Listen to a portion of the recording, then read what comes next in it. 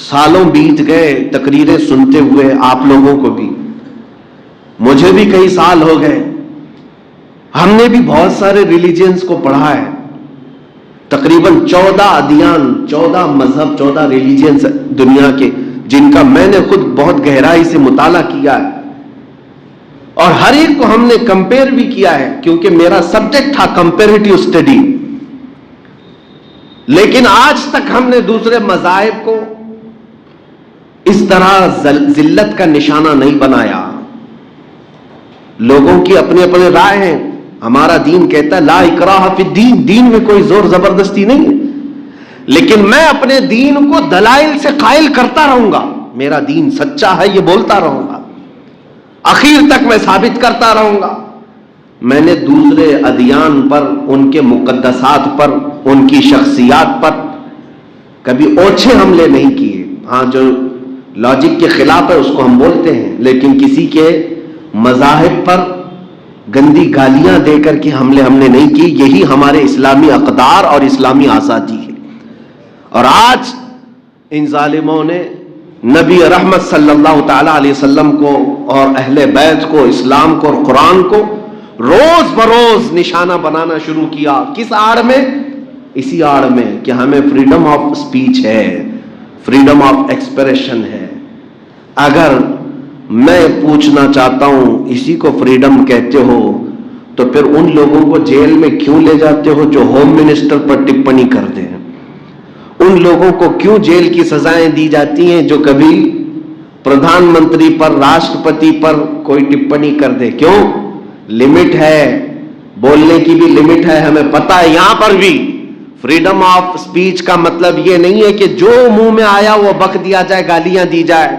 ہم اپنے دیش کے بھی کسی بڑے کے لیے نہیں بول سکتے، یہ ہمارے یہاں قوانین ہے. لیکن یہ جو دوغلی پالیسی چل رہی ہے اس کے خلاف میں بولوں گا. آج پورے ہندوستان بھر میں اس آزادی کے نام پر ایک فتنہ ایسا زور و شور پھیلایا جا رہا ہے کہ ایک ہی بعد دیگر میدان میں ان کو اتارا جائے گا اور نبی پاک صلی اللہ علیہ وسلم کی ذات کو نشانہ بنایا جائے گا. یہ ہمارے جذبات کو ٹھیس پہنچانا اور نوجوانوں کو بھڑکانا اور ان کو راستوں پر لا کر اتارنا، دنگے کرانا، فساد کرانا، یہ ساری پلاننگ ہو چکی ہے. اس سے قبل میں نے عرض کیا تھا جینوسائیڈ کرنے کی بھی پلاننگ، یعنی نسل کشی، نسل ہی ختم ہو جائے. آپ کو پتا ہوگا افریقہ کا ایک علاقہ ایسا ہے، ریڈیو روانڈا جس کو کہتے ہیں، ایک بہت بڑا مشہور فتنہ ہوا تھا. وہاں پر 2 قبیلے تھے اور دونوں قبیلوں میں ایک مائنورٹی اور ایک میجورٹی. جو میجورٹی میں تھے، اکثریت میں تھے، ان کے دلوں میں یہ اقلیت کی نفرت اتنی ڈال دی گئی تھی. کس کے ذریعے سے ڈالی گئی تھی؟ ایک ریڈیو چلتا تھا، اسی کو ریڈیو روانڈا کہا جا رہا ہے. ریڈیو میں روزانہ وہ جو مائنورٹی ہے ان کے خلاف بکواس بکواس بکواس اتنی کہ وہ جو میجورٹی کا طبقہ تھا وہ روز ریڈیو سن سن سن سن کر کے زہریلا بن گیا، اور جہاں یہ اقلیتی فرقے کو دیکھتے مارنے لگ جاتے تھے. ریڈیو کے ذریعے سے اس طرح نفرت پھیلائی گئی اور اس ایک ملک میں 8 لاکھ مائنورٹیز کو مارا گیا تھا. 8 لاکھ لوگوں کی موت ہو گئی، ہتیا ہو گئی. کس کے ذریعے سے؟ یہی میجورٹی کے ذریعے سے. آپ چاہیں تو تحقیق کر لیں، انٹرنیٹ پر موجود ہیں یہ تمام اخبارات بھی. UN تک یہ بات کہی ہے، اور پھر یہ ثابت ہوا کہ اس میں سب سے بڑا ہاتھ اس ریڈیو کا تھا جس نے نفرت پھیلائی. میں سمجھتا ہوں آج کے اس دور میں اسی سازش کا نشانہ ہندوستان کو بھی بنایا جا رہا ہے. کثرت سے نفرت پھیلائی جائے مسلمانوں کے متعلق. یہاں مائنورٹی میں اور بھی لوگ ہیں، یہاں سکھ بھی ہیں، عیسائی بھی ہیں، یہ بھی مائنورٹی میں آتے ہیں. بودھ بھی ہیں، جین بھی ہیں، وہ بھی مائنورٹی میں ہیں. لیکن ان تمام مائنورٹیز کے اندر الپ سنکھیک جس کو کہتے ہیں، ان میں سب سے زیادہ مسلمانوں کے خلاف ایک زہر پھیلانا. اخبارات میں ان کے خلاف لکھو، ٹی وی ڈیبیٹس میں مکمل ان کے ہی مسائل کو چھیڑو، نیتاؤں کے ذریعے سے انہی کے بارے میں بولنے لگ جاؤ، اور ایک وقت ایسا بنا دیا جائے گا کہ عام نوجوان جو میجورٹی سے تعلق رکھتا ہے اکثریتی فرقے سے، اس کا ذہن یہ بن جائے گا کہ ان لوگوں کو مارنا ثواب کا کام ہے، پنیہ کا کام ہے۔ یہ ساری سازشیں انہی اوقات میں جو دیکھنے میں آ رہی ہے، یہ آزادی کے نام پر چلنے والے فتنے ہیں۔ میں آپ کو ابھی سے آگاہ کرتا ہوں، ابھی سے میں آپ کو ان حالات کے لیے میں بتانا چاہتا ہوں، اور حکومت وقت سے بھی، کہ اپنے دیش کو اس طرح ٹوٹنے بکھرنے مت دو۔ بہتوں کا خون یہاں پر بہا ہے اس کی آزادی کے لیے، بہت ساری قربانیاں ہوئی ہیں۔ اس لہلہاتے ہوئے چمن کو اس قدر برباد نہ کرو کہ یہاں پر صرف اور صرف دھواں اٹھتا نظر آئے ہر جگہ اور خون فساد ہونے لگ جائے۔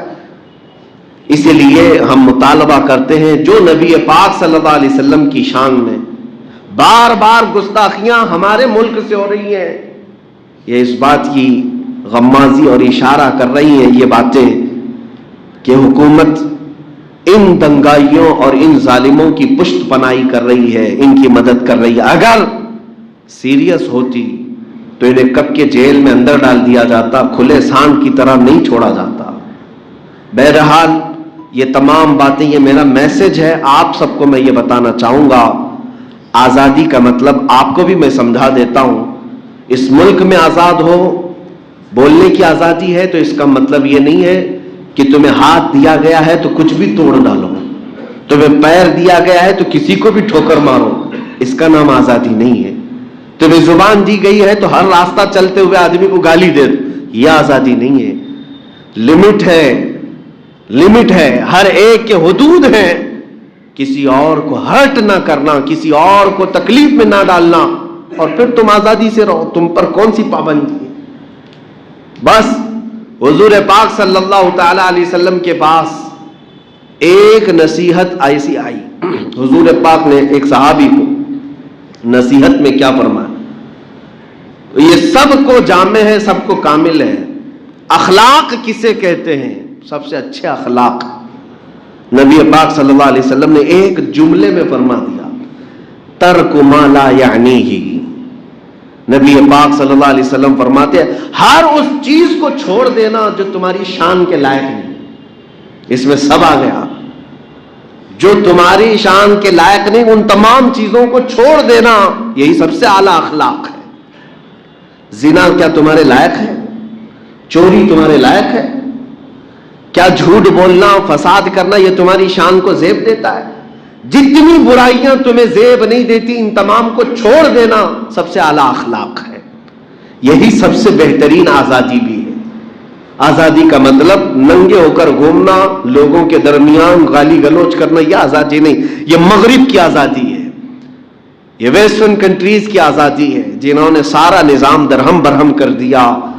آج ان کے ہاں حال یہ ہے کہ بچے بھی ہو گئے لیکن بچوں کو پتہ بھی نہیں چل پاتا کہ میرا باپ کون ہے، کیونکہ بنا شادیوں کی عورتیں مردوں کے ساتھ رہتی، دو بچوں کے بعد وہ آپس میں فیصلہ کرتے ہیں اب شادی کر لیا جائے، انڈرسٹینڈنگ کے لیے دو بچے تک انتظار کرتے، اور پھر نہ جما تو پھر چھوڑ دیا، پھر چھوڑ دیا، پھر چھوڑ دیا۔ ہزاروں بچے وہاں پر آج موجود ہیں جو بغیر ماں باپ کے رہتے ہیں، گورنمنٹ کے سائے میں پلتے ہیں۔ یہ سارا آزادی ان کی آزادی کا نتیجہ ہے۔ جس طرح سے زنا کی آزادی دے دی گئی، جس طرح سے ننگے پن کی آزادی دے دی گئی، یہی سب ہوگا۔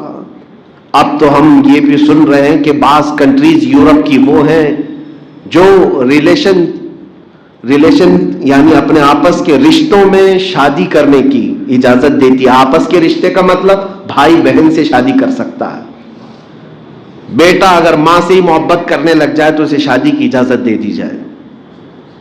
یہ سب آزادی ہے، یہ مغرب کی آزادی ہے، اس کو قانونی درجہ دے دیا جائے گا۔ اور LGBT کمیونٹی پوری دنیا میں آج مشہور کرائی جا رہی ہے۔ عورت عورت کے ساتھ رہنا چاہے، مرد مرد کے ساتھ رہنا چاہے، اسے قانونی حق دیا جا رہا ہے، اس کو پروٹیکشن دیا جاتا ہے، حفاظت۔ یہ سارا وہی نظام ہے آزادی کا۔ میرے عزیزو، ہم اسلام میں ایسی آزادی نہیں چاہتے۔